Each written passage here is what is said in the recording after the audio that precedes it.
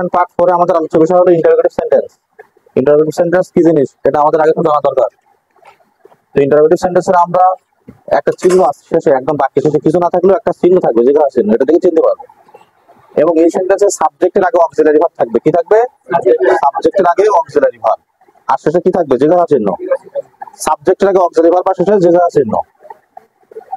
আর আমাদের প্রথমে auxiliary verb হইতে পারে, আবার ডব্লিউএস হইতে পারে।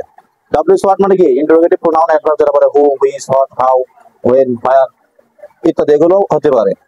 তো এই সেন্টেন্সটা আমরা একটু খেয়াল করো। ইনভার্টেড কমার ভিতরে দেখো, এই যে ইউ না সাবজেক্ট, এর আছে হ্যাভ, এর যে সাবজেক্টের অক্সিলারি ভার্ব আছে, সাবজেক্টের অক্সিলারি ভার্ব আছে সে জায়গা চিহ্ন। এই যে ইউ সাবজেক্টের আগে অক্সিলারি ভার্ব, এই যে সাবজেক্টের আগে অক্সিলারি ভার্ব, এই যে আমাদের এই টোটাল এই দুটো মিলে সাবজেক্টের আগে ই, হটস মানে কি? What is. তাহলে প্রত্যেকটা সাবজেক্টের আগে অক্সিলারি ভার্ব আছে। এখন কোনটা ইনভার্টেড কমার পরেই অক্সিলারি ভার্ব, এই দুটো। আর পরে দুটো আমরা রাখলাম এখানে হলো অক্সিলারি ভার্বের আগে আরো একটা শব্দ আছে, তাই না? সেটা হলো কি? WS word. ডব্লিউএস ওয়ার্ড মানে ডব্লিউ আর এইচ থাকবে না, কিন্তু অক্সিলারি ভার্ব বাদে। অক্সিলারি ভার্ব এখানে তো ডব্লিউ বা এইচ আছে না, এটা ডব্লিউএস ওয়ার্ড না, এটা হলো অক্সিলারি ভার্ব। আমাদের প্রশ্ন হলো অক্সিলারি ভার্ব হতে পারে ওকে ইয়েস নো কোশ্চেন আর ডব্লিউএস কোশ্চেন। এটা ইয়েস নো কোশ্চেন। তো আমাদের এই যে ইন্টারোগেটিভ সেন্টেন্স আমরা চিনতে পারলাম, এই ইন্টারোগেটিভ সেন্টেন্সের নারেশন টেক করতে গেলে আমাদের এই কারণটা মনে রাখতে হবে। প্রথমে সাবজেক্ট, তারপরে আস্ক, সেই টু অথবা সেই। আমরা এই অ্যাসার্টিভ সেন্টেন্সে কিন্তু টু না থাকলে টোর লিখে নিই, কিন্তু ইন্টারোগেটিভ সেন্টেন্সে আমাদের টু থাকা বিষয় না, আমাদের আস্ক দিতেই হবে ইন্টারোগেটিভ হইলে। বোঝা গেছে? তাহলে আমরা এই প্রশ্নের আনসারটা হতে পারে গিয়ে হি সেড টুর পরিবর্তে আস্কড, অবজেক্ট মি। এই যে সাবজেক্ট প্লাস আস্ক সেইড, অথবা সেইড টু অথবা সেইড এর পরিবর্তে প্লাস অবজেক্ট প্লাস ইফ। এখন কমার পরিবর্তে ইফ বসবে এখানে। আমাদের আগে অ্যাসার্টিভ সেন্টেন্সে দ্যাট বসেছিলাম, ইন্টারোগেটিভ সেন্টেন্সে ইফ। যখন অক্সিলারি ভার্ব দিয়ে শুরু হবে তখন ইফ, আর যখন ডব্লিউএস দিয়ে বসবে তখন ওই ডব্লিউএস কে বসাই দেবো। ওটাই আমাদের ইফের কাজ করবে। তো এখানে আমাদের ইফ হবে অক্সিলারি ভার্ব দিয়ে শুরু হয়েছে, এবং প্লাস এর পরে কিন্তু আমাদের প্রথমে সাবজেক্টের কথা বলা হয়েছে, কিন্তু আমাদের এখানে ছিল কি? Auxiliary verb. আমাদের শুরু করতে হবে সাবজেক্ট দিয়ে। বাকি অ্যানসার গুলো সবসময় অ্যাসার্টিভ সেন্টেন্সে হবে। তাহলে আমাদের আগে সাবজেক্ট, সেকেন্ড পারসন, এটা কোথায় যাবে? অবজেক্টের কাছে মি। মি থাকলে তাই সেটা কি হবে? আই। এরপরে আমরা হ্যাভ থাকলে হ্যাড, তারপরে হলো ডান দা ওয়ার্ক, আর শেষে ফুল স্টপ। ঠিক একইভাবে হি আস্কড। আস্ক কেন দেবো? কারণ এই যে যেখানে চিহ্ন আছে, সাবজেক্ট আগে অবজেক্ট ভার্ব আছে, এখানে ওটা অবজেক্ট ভার্ব তো শুধু তার ইফ, আগে সাবজেক্টের কাজ। ইউ এখানে অবজেক্ট নেই, অবজেক্ট না থাকলে এখানে আমরা মনে মনে মি ধরবো। কি ধরবো? মি। তাহলে মি সাবজেক্ট হলো আই। এবারে আমি যা থাকলে was, I was reading English. Full stop হবে সবসময়। পরের কোশ্চেন দেখো,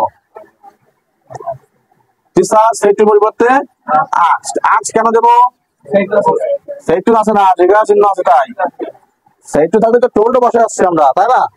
তাহলে এখানে আমাদের জিজ্ঞাসা চিহ্ন আছে তাই, সাবজেক্টের আগে অক্সিলারি ভার্ব আছে তাই মি। এখানে ই বসাবো না, কেন? এই অক্সিলারি ভার্বের আগে ডব্লিউএস ওয়ার্ড আছে, এটা এখন ইফের কাজ করবে। আবার অনেকে করবে কি ইফ বসাবে, এটাও বসাবে না, একটা বসবে। এবার আমাদের কাজ হলো এটা না, আগে এইটার কাজ। ইউ যাবে মি, তাই তো? আই। এর দেখো ডিড আছে এখানে, আবার এখানে নট আছে। তাহলে ডিড নট থাকলে হ্যাড নট। মনে পড়ছে? Had not. এবার কাম, আমাদের কয়েকটা অ্যাডভার্ব বা ভার্ব মুস্ত করতে হবে যেগুলো নৈকট্য সূচক শব্দ, অর্থাৎ কাছে অর্থ প্রকাশ করে, সেইগুলো থাকলে আমাদের দূরে অর্থ প্রকাশ করতে হবে। যেমন হিয়ার মানে কি? এখানে।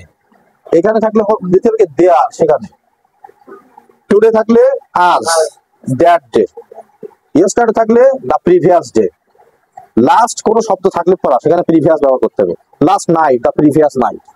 লাস্ট ইয়ার থাকলে দ্য প্রিভিয়াস নাইট। তারপরে আমাদের কাম মানে কি? আসা মানে কি? আমার নিকটে না, তাহলে বিপরীত শব্দ দেওয়া লাগবে কি? গো, যাওয়া। কথা বুঝছো? তার মানে নৈকট্য সূচক শব্দ থাকলে দূরত্ব সূচক শব্দ দেবে, কিন্তু দূরত্ব সূচক শব্দ থাকলে ওটার পরিবর্তন করা যাবে না।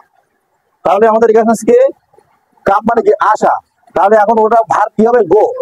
এখন এখানে হ্যাড এর পরে কি হয়? ভার্ব ঠিক হয় না, তাহলে গন হবে টু স্কুল। আবার ইয়েস্টারডে থাকলে কি হবে? The previous day, previous day. এরপর একটা দেখো, teacher asked me, hot W short হয়ে দেবো হট। এরপরে কি কি হবে এখানে? ইউ বেকার বেকার যাবে, কি হবে? আই।